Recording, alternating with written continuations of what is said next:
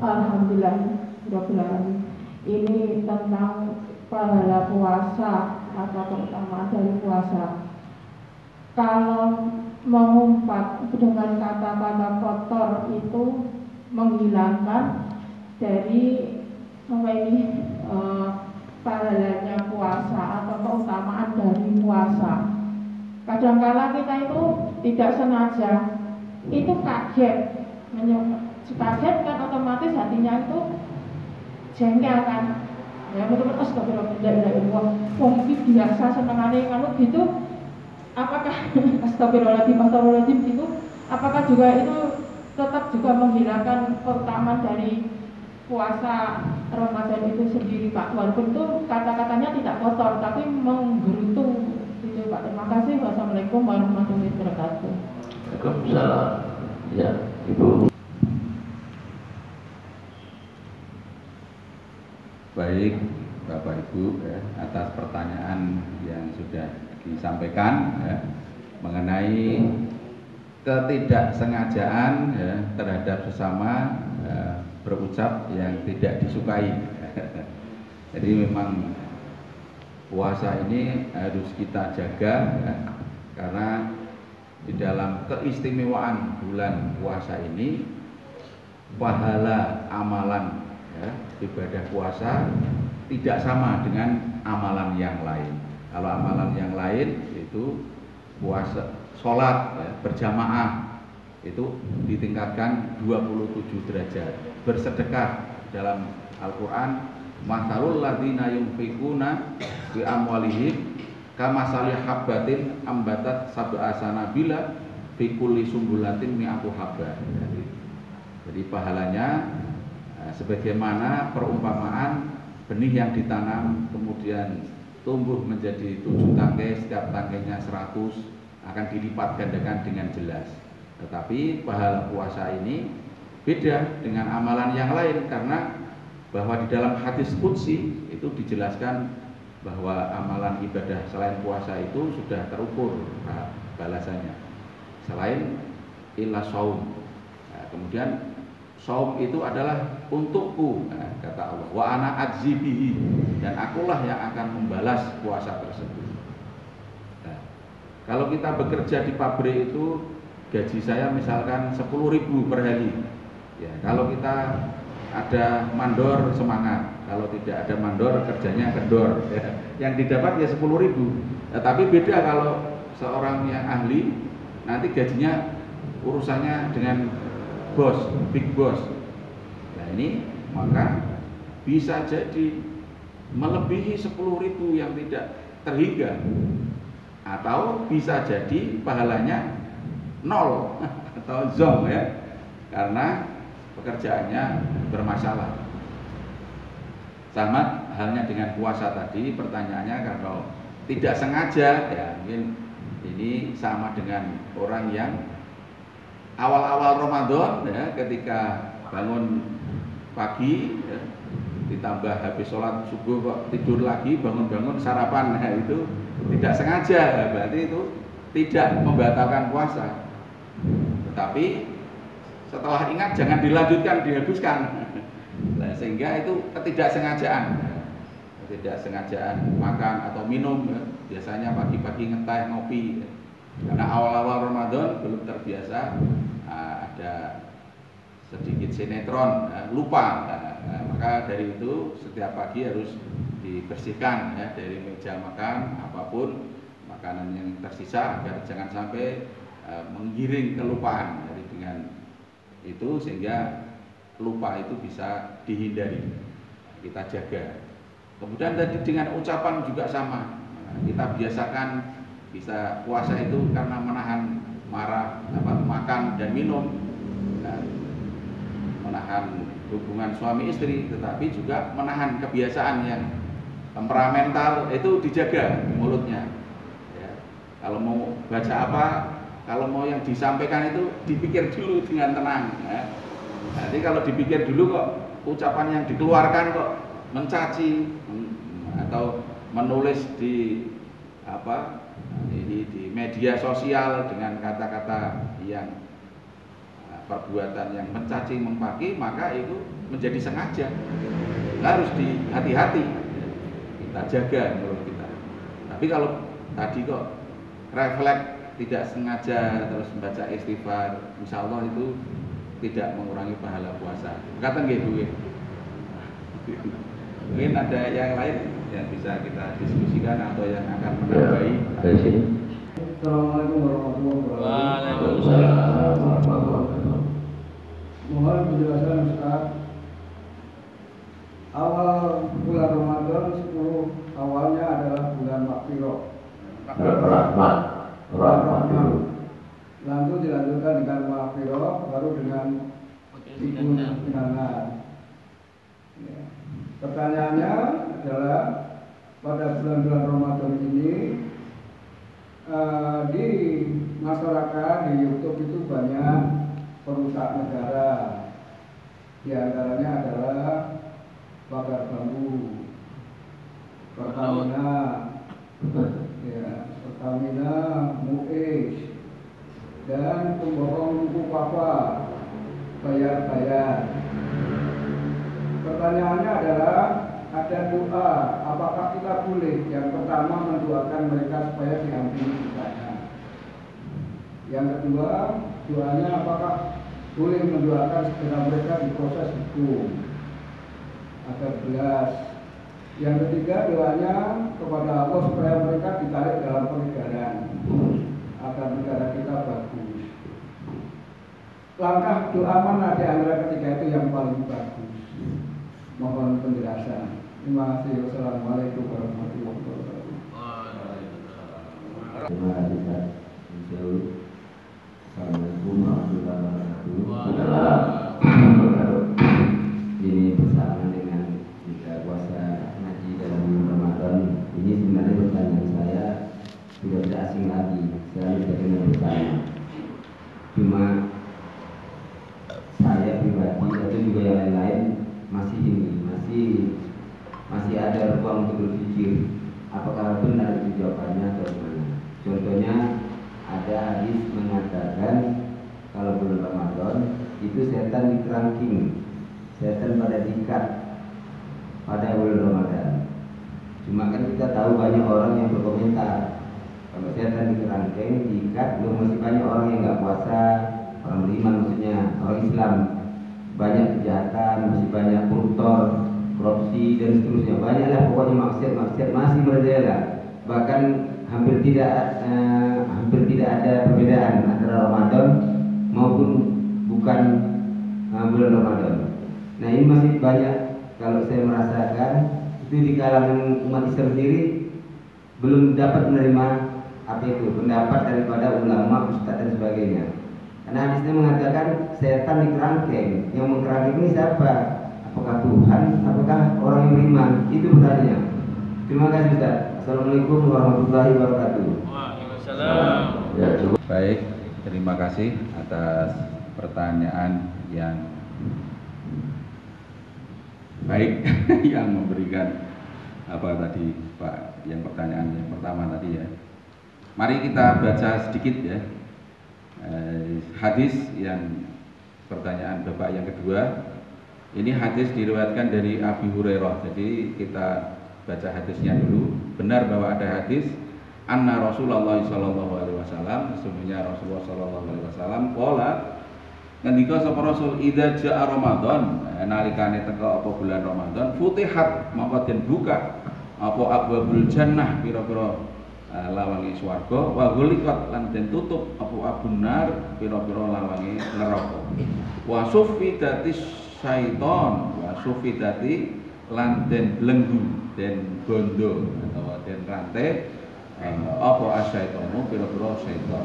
Hadis ini muttafaqun alaih. Hadis redaksinya sama, diriwayatkan oleh Imam Al-Bukhari dan Imam Muslim. Benar ini. Tapi dalam kajian ini terus kita jangan membayangkan setan yang begitu banyaknya naik ngerantai. Maka mari kita pahami hadis ini bahwa yang pertama dibuka pintu-pintu surga, karena bulan Ramadan ini tadi bulan yang istimewa, penuh keberkahan, penuh maghfirah dan dijauhkan dari api neraka.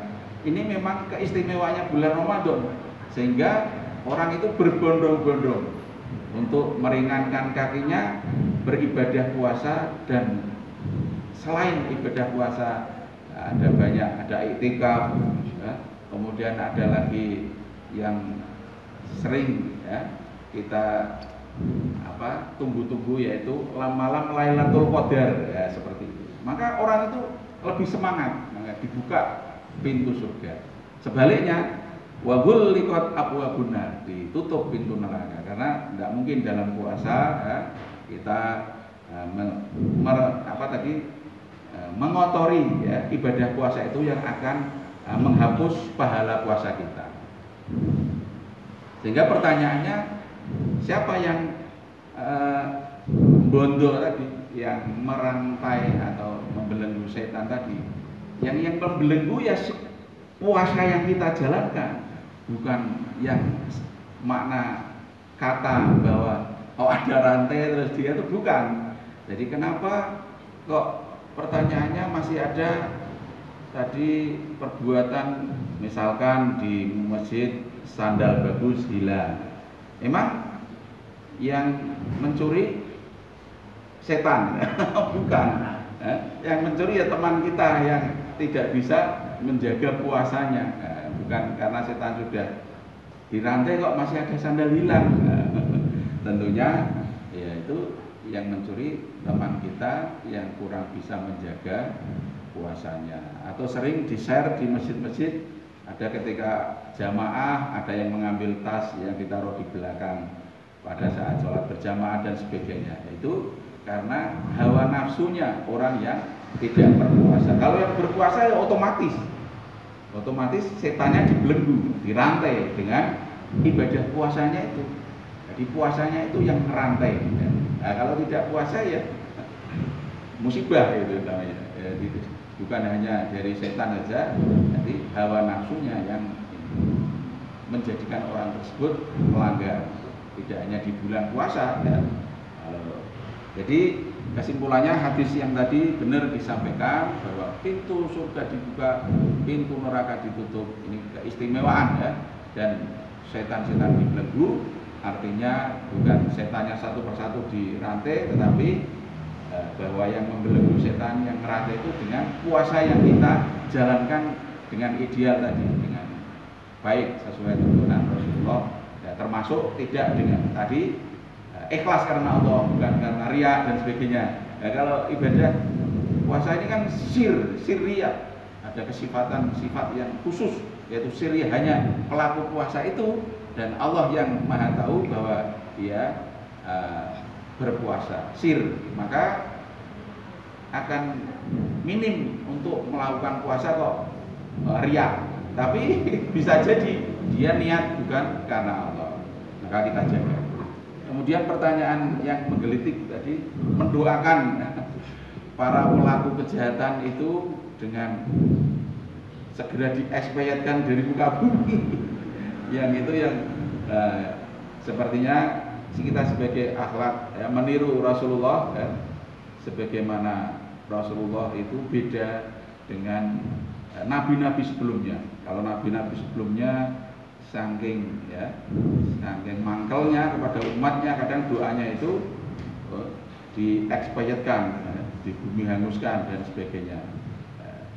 Kemudian kalau Rasulullah ini sebaliknya, dengan harapan kalau yang belum beriman barangkali nanti keturunannya, cucunya akan beriman, sehingga tidak ada sedikit pun ya, Rasulullah itu pada saat menyebarkan agama Islam dengan doa yang membumi hanguskan umatnya, tetapi memaafkan karena mereka tidak tahu. Nah, sekarang kalau zaman yang kontemporer ini, yang doa yang tadi yang paling baik ya kita mendoakan agar mereka sesama muslim ya bertaubat, karena dengan taubat itu nantinya akan menghapus dosanya. Nah, tapi tobat itu menurut Imam Nawawi di dalam hadis Sahih Bukhari ini, Riyadhus Shalihin, ada 3 syarat. Harus menyesali perbuatannya dengan tekad tidak akan mengulangi perbuatannya, menyesali, dan ada lagi satu lagi, tidak akan mengulangi perbuatannya, menyesali, dan kapok istilahnya. Nah, itu kalau tobat dengan Allah. Tapi kalau tadi perbuatannya itu kok dengan sesama hablum minanas, tambah satu lagi, harus mengembalikan haknya. Nah, supaya mereka itu mengembalikan hak yang diambilnya. Ketika dia mengambil sandal, ya tobatnya itu selain berhenti, tidak menjalankan mengulangi perbuatannya, menyesali, mengembalikan sandal yang diambil, baru syarat taubatan nasuhanya diterima. Baru diterima ketika itu sesama. Nah, mereka yang tadi dengan merampok harta negara, ya tentunya kita doakan mereka bertobat dan mengembalikan yang diambilnya, dikembalikan ke kas negara. Mungkin demikian, nanti bisa ditambahkan Ustaz. Terima kasih. Mas sudah cukup ya untuk pagi ini.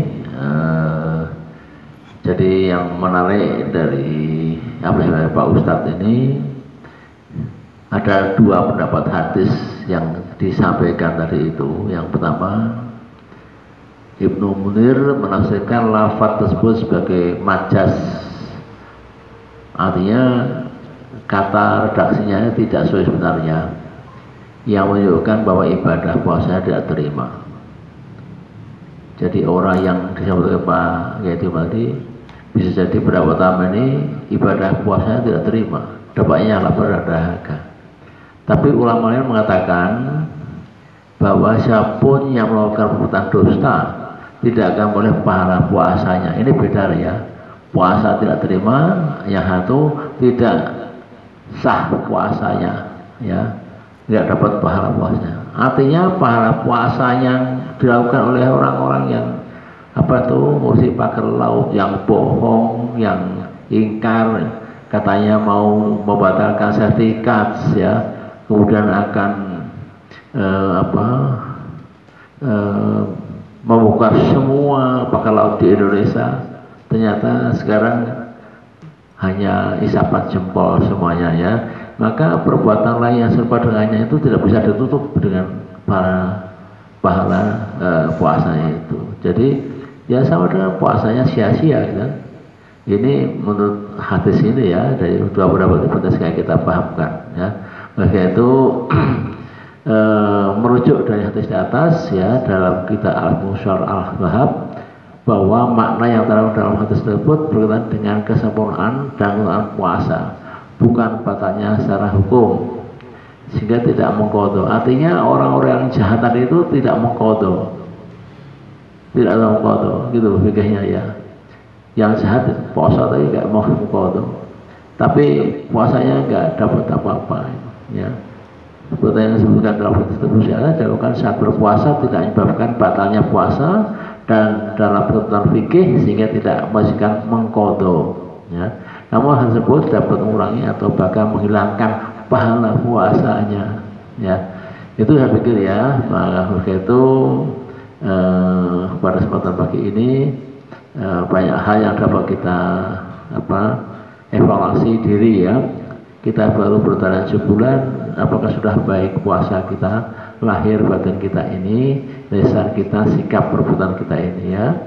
Kemudian supaya puasa yang mabrur, bahasa surga, maka dosa-dosa terampuni. Dosa kecil yang diampuni, Pak. Kalau kita puasa betul, dosa kecil saja yang diampuni. Dosa besar harus sama taubat, ya. Ya, kita coba lagi nanti minggu depan. Inasa tuasum dan lakum bilabah walaha. Maka itu kita tutup untuk yang jamaah di masjid. Sedangkan yang online masih bersama saya untuk tanya jawab.